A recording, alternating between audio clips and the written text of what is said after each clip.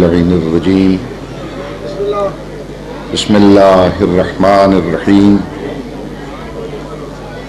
الحمد للہ رب العالمین والصلاة والسلام علی النبی الامی المکی المدنی الابتہ التہامی السید البہی والسراج المضی والکوکب الدری صاحب الوقار والسکینہ المدفون بارض مدینہ بالقاسم محمد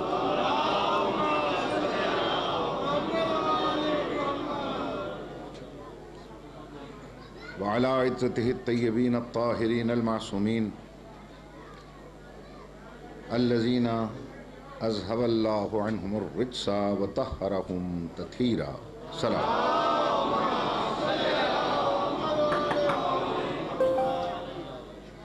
اما بعد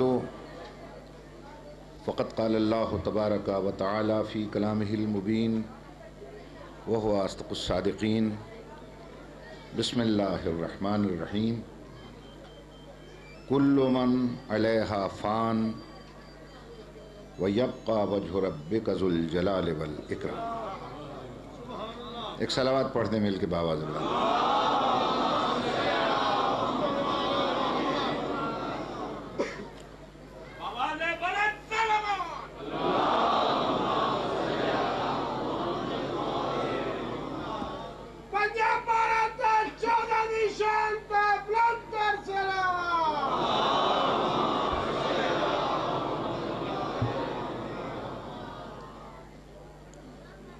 سامعین کرام، ذاکرین ذوی الاحترام اور فاضل علماء،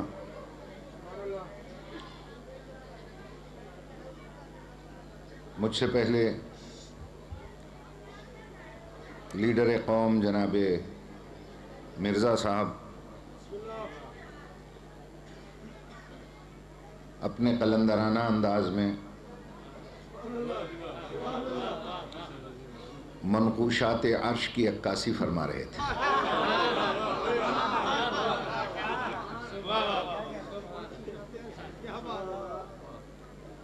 بلا شبہ ان کی زبان سے واعظ و نصیحت سن کر ناطقہ ان کے کام و دہن کے بوسے لے رہا تھا، اور اس دربار کی فضائیں ان کے بیان کی جاذبیت سے سمٹ رہی تھی.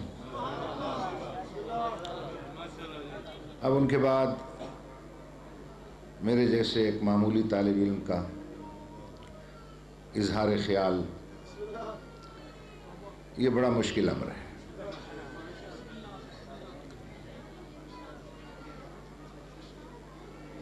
جیسا کہ آپ نے بھی بچپن میں کہانیوں میں سنا ہوگا کہ جب ایک نبی سے دلیل نبوت پوچھی گئی کہ تمہارے نبی ہونے کی دلیل کیا ہے،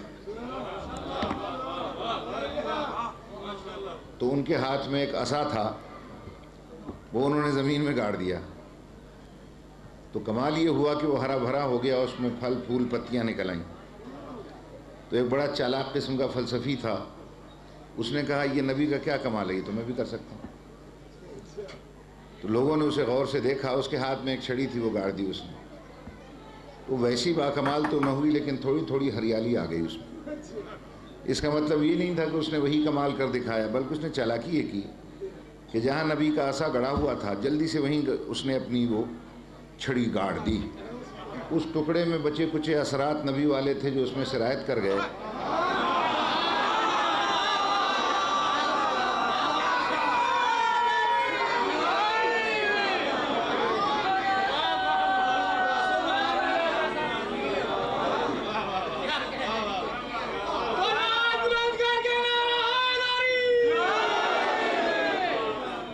اسی لیے میں جلدی سے وہیں کھڑا ہو گیا ہوں جہاں سے مرزا صاحب گئے ہیں. اس ٹکڑے میں ان کے خطابت اور علم و فضل کے کچھ اثرات موجود ہوں، میرے اندر بھی سرایت کر جائیں.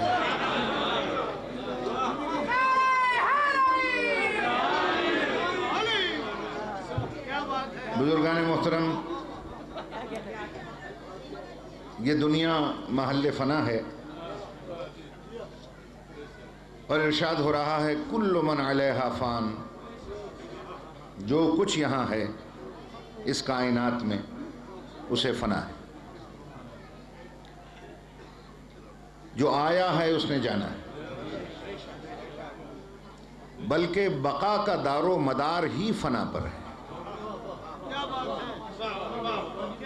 جب تک ایک شے فنا نہیں ہوتی دوسری شے بنا نہیں کرتی۔ گندم کے خوبصورت دانے دھرتی کے سینے میں خود کو فنا کرتے ہیں تو لہلہاتے ہوئے کھیت تیار ہوتے ہیں۔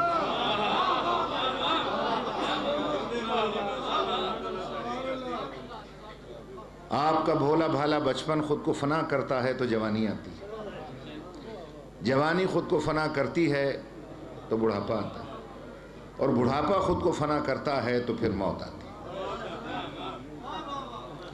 مطلب میرے عرض کرنے کا یہ ہے کہ بقا کا دار و مدار ہی فنا پر ہے۔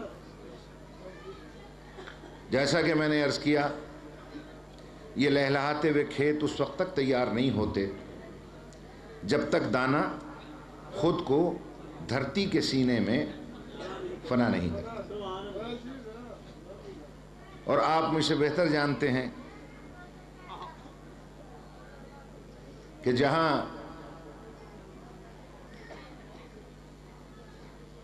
کھیتی باڑی ہوتی ہے، جہاں زراعت ہوتی ہے، یہ نہیں کرتے کہ فوراً لے گئے سٹور سے دانہ اور چھڑک دیا اور وہ ہو گیا، ایسا نہیں ہوتا۔ پہلے اس میں ہل چلا کے ہلچل مچاتے ہیں،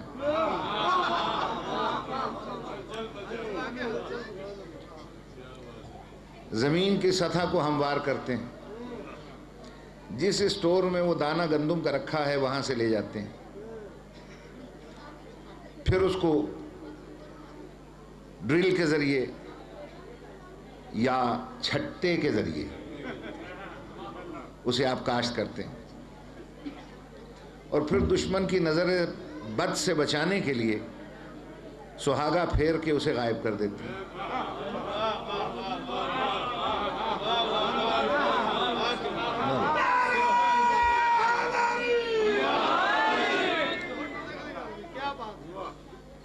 اگر وہ بے شعور ہوتا تو پڑا رہتا، مگر چونکہ وہ دانہ تھا، اس نے اپنے اللہ سے کہا یا اللہ انہوں نے تو مجھے خاک میں ملا دیا، ان تو مجھے مٹی میں ملا دیا۔ اللہ نے کہا فکر نہ کر، جسے دنیا مٹی میں ملاتی ہے میں اسی کو ہرا بھرا کرتا ہوں۔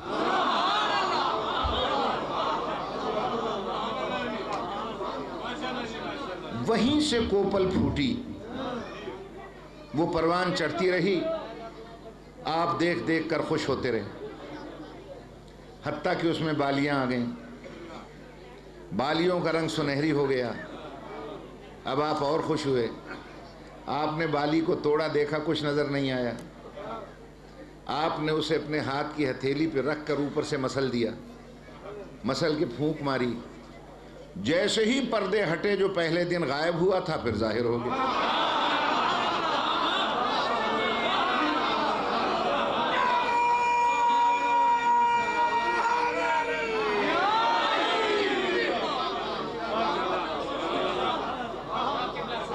دوستان محترم، یہ ظاہر ہونا اس کا کمال نہیں تھا، ہر غائب نے ظاہر ہونا ہوتا۔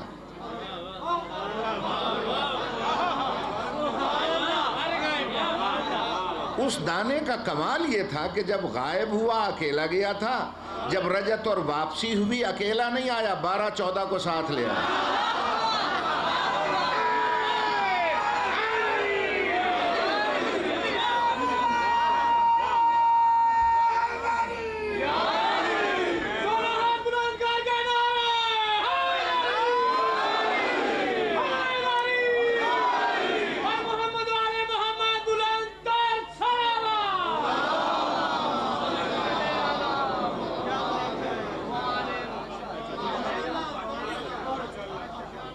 اب آپ نے بیلوں کے ذریعے، تھریشر کے ذریعے بھوسے کو الگ کر دیا، دانے کو الگ کر دیا۔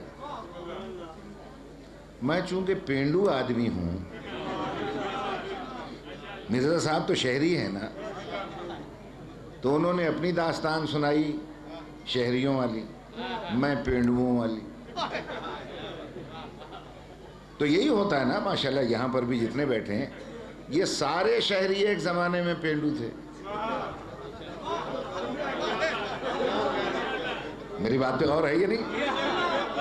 اب آپ نے تھریشروں کے ذریعے، بیلوں کے ذریعے بھوسے کو الگ کر دیا، دانے کو الگ کر دیا، دانے کو لے جا کر پھر اسی اسٹور میں جمع کر دیا جہاں سے لائے تھے، اور بھوسے کے ساتھ کیا حشر کیا؟ اسی کھیت میں ایک بڑی لمبی قبر بنا کر اس میں دفن کر دیا۔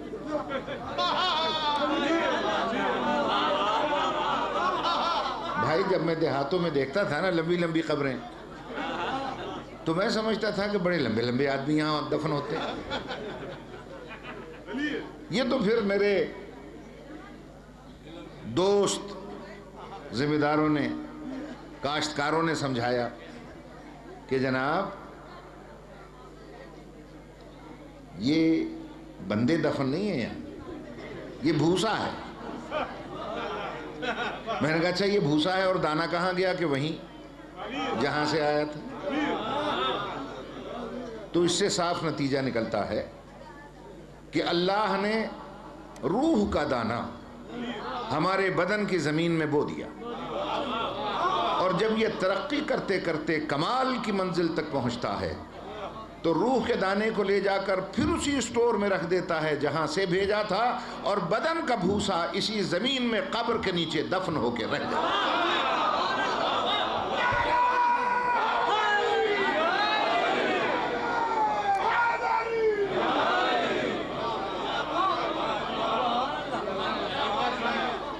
یہ جو آپ کی زبانوں پر اکثر و بیشتر یہ فقرے جاری ہوتے ہیں، انا للہ و انا الیہ راجعون، ہم اللہ کی طرف سے آئے ہیں اسی کی طرف پلٹ جائیں، یہ کس کی پکار ہے؟ زبان کی؟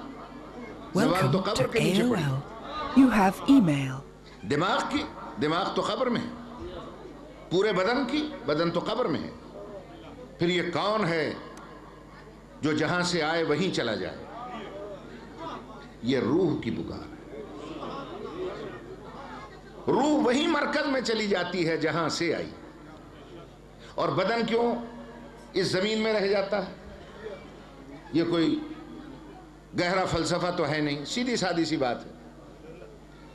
جب فلسفے اور سائنس کا قانون یہ ہے کہ ہر کل اپنے جز کو کھینچ لیتا ہے،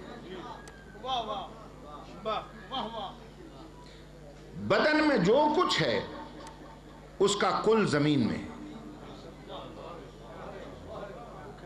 ارشاد الہی ہے منہا خلقناکم، ہم نے اسی دھرتی کی چیزوں سے تمہیں خلق کیا ہے۔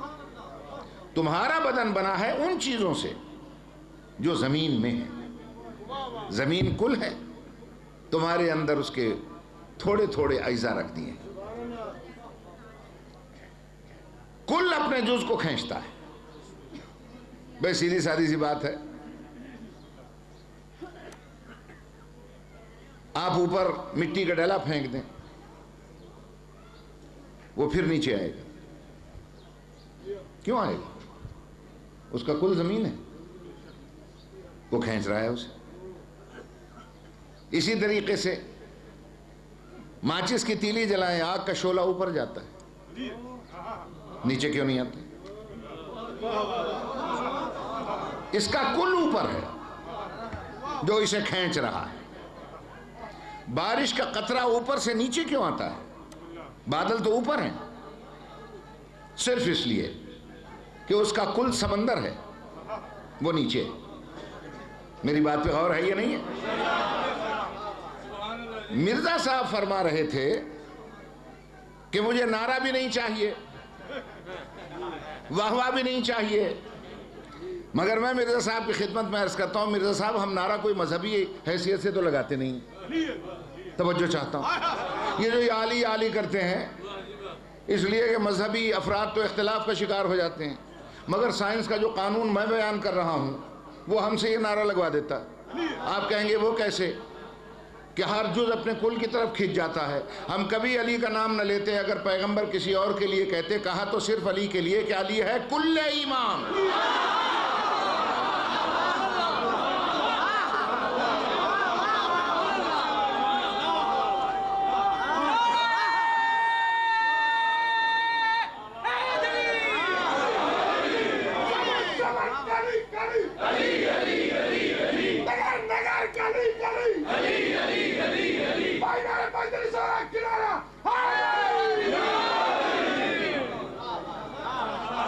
توجہ ہے صاحبان,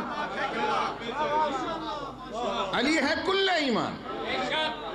اور کل کی تعریف یہ ہے جو اپنے جز کو کھینچتا ہے. تو جیسے ہی علی کا نام آتا ہے, کل کا نام آتا ہے, جس کے سینے میں ایمان کا ذرا سا بھی جز ہے وہ بے ساختہ کھنچ کے علی کی طرف بڑھتا چلا.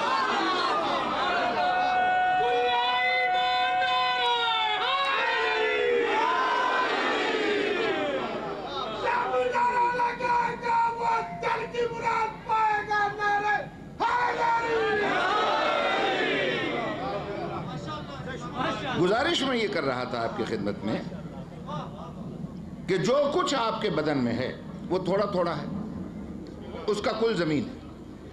یہی سبب ہے جب ڈاکٹر کسی مریض کا جائزہ لیتا ہے تو وہ کہتا ہے صاحب اس میں کیلشیم کم ہو گیا, اس میں آئرن کم ہو گیا, اس میں فاسفورس کم ہے, وٹامن اے بی سی یہ کم ہو گیا. تو انجیکشن کے ذریعے, کیپسول کے ذریعے, سیرپ کے ذریعے وہ باہر سے لیتا ہے اور بدن میں داخل کرتا چلا جاتا ہے. کیونکہ جو کچھ آپ کے بدن میں ہے وہ تھوڑا تھوڑا ہے, اس کا کل باہر ہے. لیکن جس دن روح نکلی, ہے کوئی ایسا ڈاکٹر جو انجیکشن لگا کر اس کمی کو پورا کر دے؟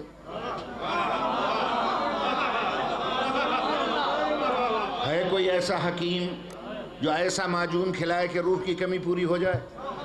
ہے کوئی ایسا سنیاسی جو ایسا کشتہ کھلائے کہ روح کی کمی پوری ہو جائے؟ نہیں. کیوں؟ بدن کا علاج کرنے والے ہر جگہ مل گئے اور روح کی کمی کو پورا کرنے والا کوئی نہ ملا. کس لیے؟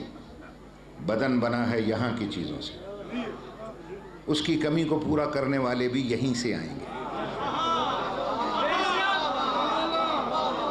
اور روح جہاں سے آئی ہے اس کی کمی کو پورا کرنے والے وہیں سے آئیں گے. جس طرح بدن بیمار ہوتا ہے روح بھی بیمار ہوتی ہے. بدن کی بیماری کو نزلہ زکام کھانسی کہتے ہیں اور روح کی بیماری کو حسد جلن کفر شرک نفاق کہتے ہیں.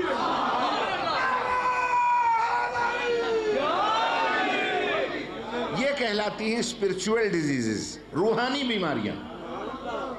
بدن بیمار ہوا چونکہ یہاں کی چیزوں سے بنا ہے, علاج کرنے والے یہیں سے آئیں گے. روح بیمار ہوئی جہاں سے آئی ہے, علاج کرنے والے وہیں سے آئیں گے. بدن کے علاج کرنے والے کو حکیم ڈاکٹر سنیاسی کہتے ہیں اور روح کے علاج کرنے والے کو نبی ولی اور امام کہتے ہیں.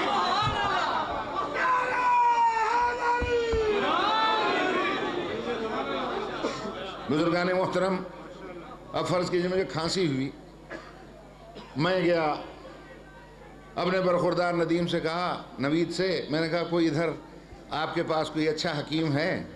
انہوں نے کہا بڑے اچھے حکیم ہیں, بڑے قابل ہیں, میں لے جاتا ہوں. یہ جب لے گئے تو یہ خود حیران ہو گئے کہ حکیم صاحب بے ہوش پڑے تھے. ارے میں نے کہا ان کو کیا ہوا؟ پتہ چلا آپ کو کالی کھانسی ہے. میں چپ کر کے اپنی کھانسی کو گھر لے آیا.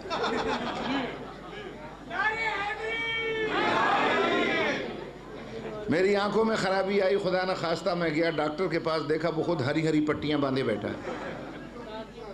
توجہ, میں کیا ہوا کہ ان کی اپنی آنکھیں خراب ہیں؟ میں چپ کر کے آنکھوں کی بیماری گھر لے آؤں. کیوں؟ سیدھی سی بات ہے, جس بیماری کا علاج کرانے گیا جب وہی علاج کرنے والے میں نظر آئی, میں کسی ایسے ڈاکٹر حکیم سے اس کا علاج نہیں کراؤں گا جو خود اس مرض کا مریض ہو. حکیم ڈاکٹر سنیاسی وہ تلاش کروں گا جو خود اس مرض کا مریض نہ ہو جس مرض کو میں لے کر گیا ہوں۔ اب روح کے علاج کرنے والے کو نبی، ولی اور امام کہتے ہیں۔ یہ معالج وہ تلاش کرنا پڑے گا جس میں خود کوئی روحانی بیماری نہ ہو، جس میں خود کوئی اسپرچول ڈیزیزز نہ ہو۔ یہ ایسا ڈاکٹر ڈھونڈنا پڑے گا نبی اور ولی امام کی صورت میں جو کبھی حاسد نہ رہا ہو، جلنے والا نہ رہا ہو، کافر نہ رہا ہو، مشرک نہ رہا ہو، بت پرست نہ رہا ہو، منافق نہ رہا ہو، جس میں یہ ساری بیماریاں نہ ہوں، اسی کو فقہ جعفریہ میں معصوم کہتے ہیں۔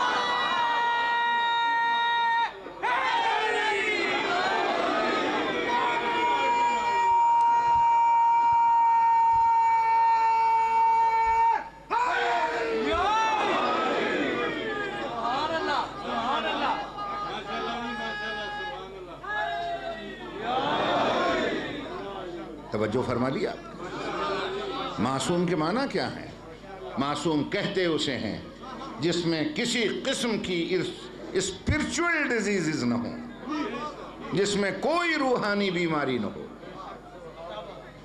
آپ کو تعجب ہوگا، میں نے ماشاءاللہ میرے چہرے مجھے وہ نظر آ رہے ہیں جو جرمنی میں رہتے ہیں کہ فیض سلیریہ صاحب تشریف رکھتے ہیں، ماشاءاللہ وہاں کے بہت بڑے عزادار ہیں، اور ان کے گھر سے ذوالجناح کا جلوس نکلتا ہے۔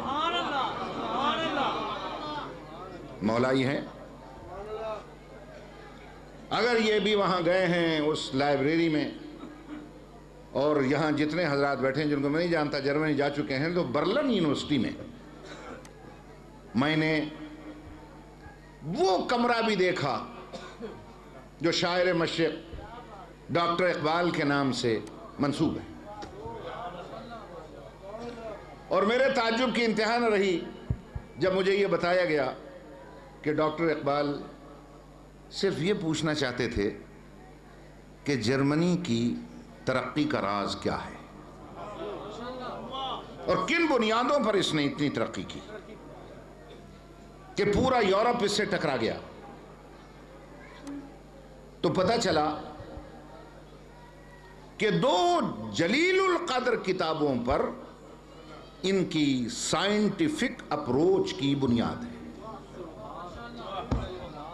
چنانچہ ڈاکٹر اقبال کو وہ کمرہ دکھایا گیا، اور وہی کمرہ جہاں وہ دو عظیم الشان کتابیں تھیں، ڈاکٹر اقبال نے وہاں بیٹھ کر 2 رکعت نماز بھی پڑھی، ان کتابوں کا جائزہ بھی لیا۔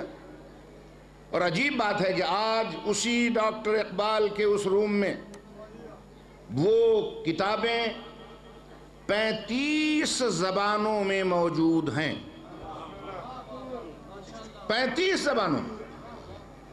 ایک کتاب کا نام قرآن ہے اور دوسری کا نام نہج البلاغہ ہے۔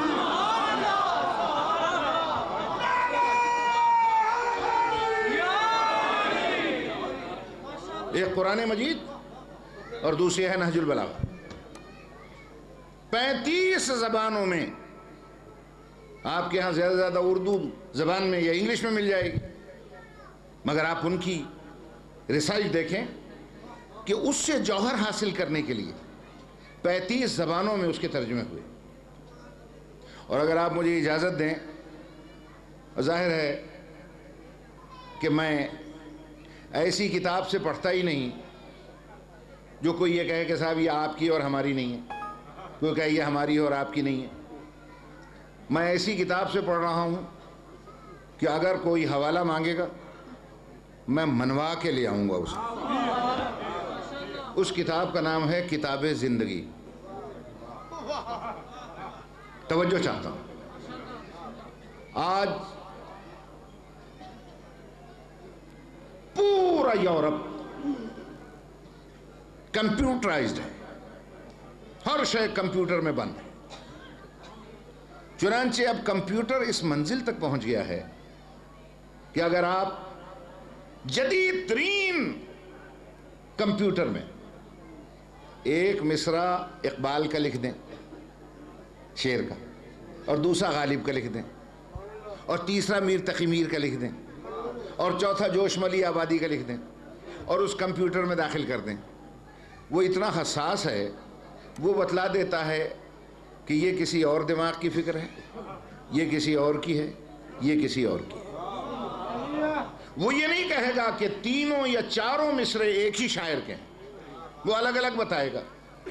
اور مجھے یہ سن کر انتہائی تعجب سے گزرنا پڑا جب وہاں کے ایک یہودی پروفیسر نے مجھے یہ بتایا کہ ہم نے اس کمپیوٹر میں جب قرآن اور نہج البلاغہ کو رکھا، وہاں سے جواب ملا دونوں کا خالق ایک ہے.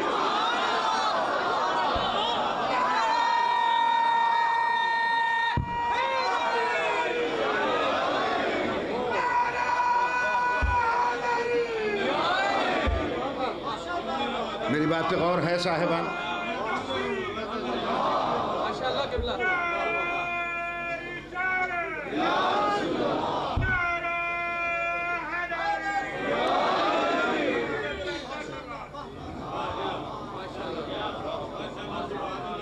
اب اس کی عقلی، فکری، شرعی، سائنسی کیا تشریح ہو سکتی ہے، اس کے لیے میرے پاس وقت نہیں. میں نے وہاں پر جناب امیر المومنین پر مشہور جرمن کے فلاسفر ولیم جان ڈریپر کا ایک مقالہ پڑھا جو ہینڈ اسکرپٹس میں وہاں محفوظ ہے، جس میں اس نے یہ لکھا.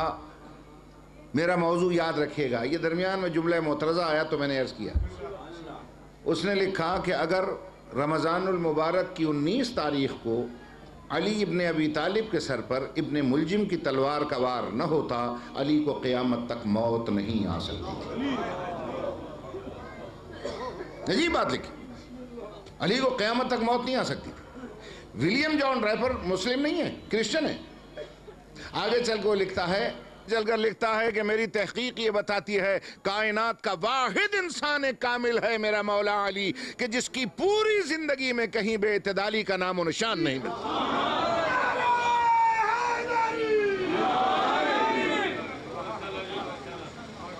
چنانچہ وہاں کے اس رجسٹر پر کہ جو باہر سے آنے والے مہمانوں کے لیے رکھا گیا ہے، جس میں دنیا کے بڑے بڑے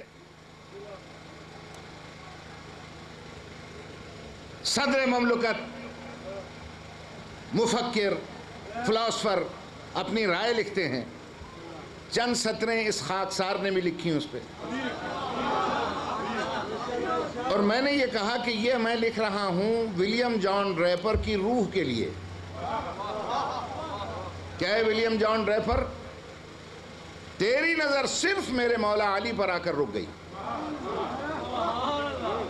کہ جس میں بے اعتدالی کا نام و نشان نہیں ہے. کیوں؟ اس لیے کہ علی میرا مولا معصوم ہے.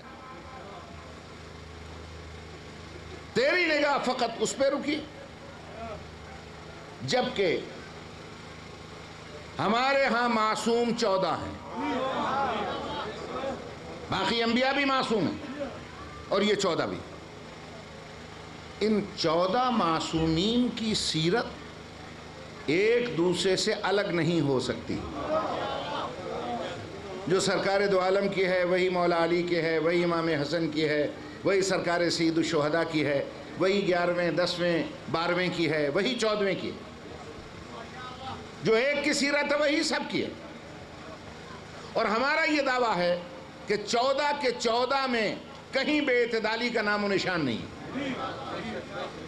14 کے 14 معصوم ہیں اور کوئی روحانی بیماری ان میں آج تک تلاش نہ ہو سکی.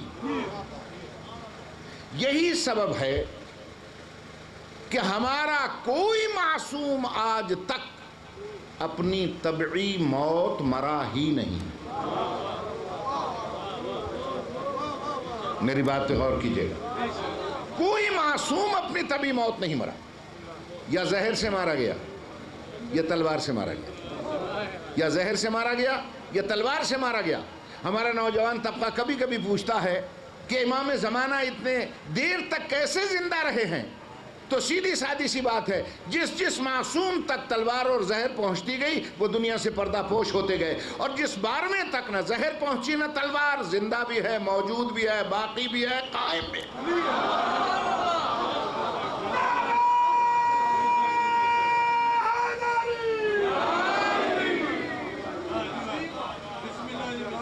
بس عزیزان محترم، اور جس دن اس کا ظہور ہوگا، اور ظہور بھی کہاں سے ہوگا؟ کعبے سے ہوگا، جبکہ ہر ایک کا ارادہ یہ ہے کہ اس کے اپنے ملک سے ظہور ہو۔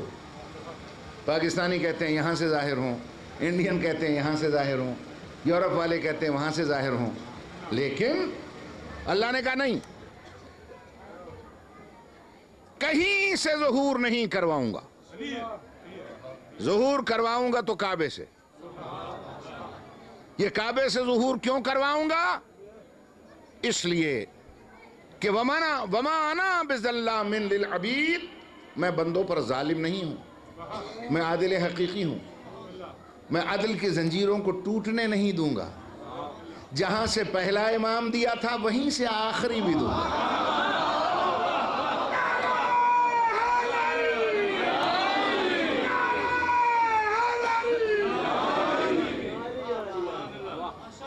اور بس عزیزان محترم، صرف 1 منٹ میں ایک جملہ اور سن لیجئے۔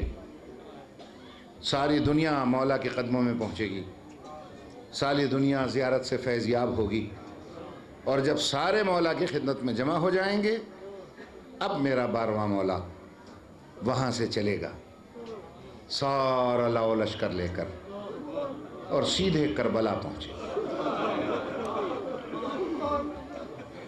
مصائب سنیے گا ذاکرین کرام سے، بڑے بڑے خطبہ بیٹھے ہیں، میں تبرکاً صرف ایک جملہ کہتا ہوں، کربلا پہنچیں گے اور وہاں جا کے آواز دیں گے السلام علیک یا جدہ، میرے مظلوم دادا حسین، اپنے بیٹے کا سلام قبول کر، سلام قبول کر۔ وہاں سے آواز آئے گی ہاں میرے لال، میں تیرا جاہ و جلال بھی دیکھ رہا ہوں، میں تیرا لشکر بھی دیکھ رہا ہوں، میں تیرا وہ جذبہ بھی دیکھ رہا ہوں کہ تو ظالموں سے انتقام لے گا۔ اور پھر ایک آہ سرد کے ساتھ میرے مظلوم امام کے مزار سے آواز آئے گی میرے بیٹے، کاش کہ تو اسی لشکر کے ساتھ کوفے میں ہوتا،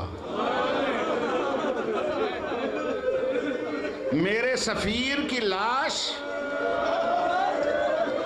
کوفے کی گلیوں میں پھرائی نہ جاتی،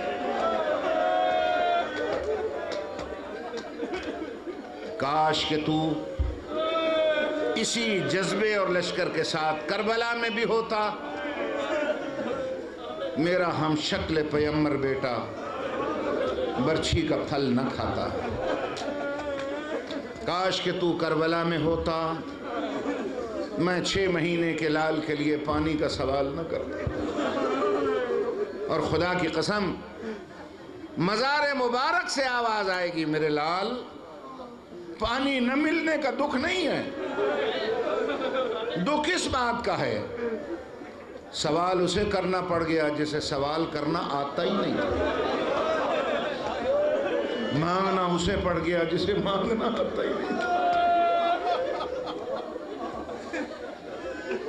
اس وقت میرا 12واں مولا ارشاد فرمائے گا میرے جد امجد آپ فکر نہ کریں، میں نظام عدل قائم کروں گا، اکبر کے قاتل سے بھی انتقام لوں گا، میں مولا عباس کے قاتل سے بھی انتقام لوں گا، میں اصغر کے قاتل سے بھی انتقام لوں گا، میں وعدہ کرتا ہوں میں تیرے سفیر جناب مسلم پر ظلم ڈھانے والوں سے بھی انتقام لوں گا، میں یہ عہد کرتا ہوں۔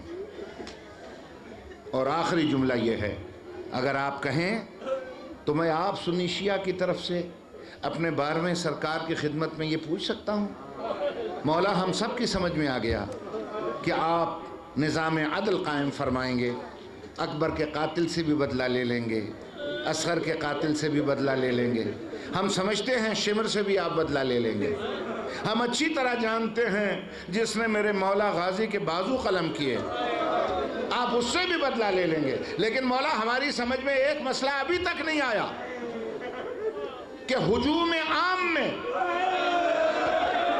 سر سے اترتی ہوئی چادر کا کیا انتقام ہوگا،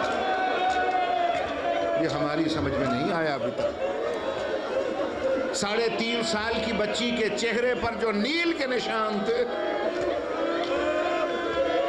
مولا اس کا کیا انتقام ہوگا؟ لیکن مولا فرما رہے ہیں کہ جس طرح امامت کی عظمتوں کو سمجھنا تمہارے بس میں نہیں ہے، اسی طریقے سے نظام عدل کا قائم کرنا میری ذمہ داری ہے۔ تم اپنی آنکھوں سے دیکھو گے کہ سب کا انتقام کیسے لیا ہے۔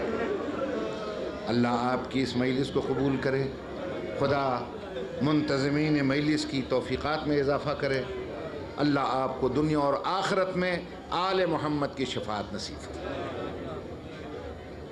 خدا حافظ ناصر۔